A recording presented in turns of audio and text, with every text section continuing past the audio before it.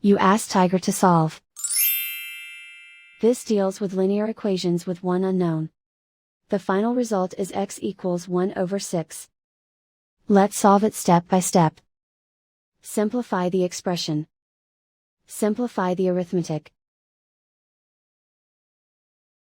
Group all constants on the right side of the equation. Add 1 to both sides. Simplify the arithmetic.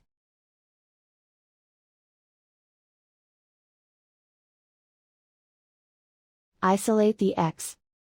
Divide both sides by 6. Simplify the fraction.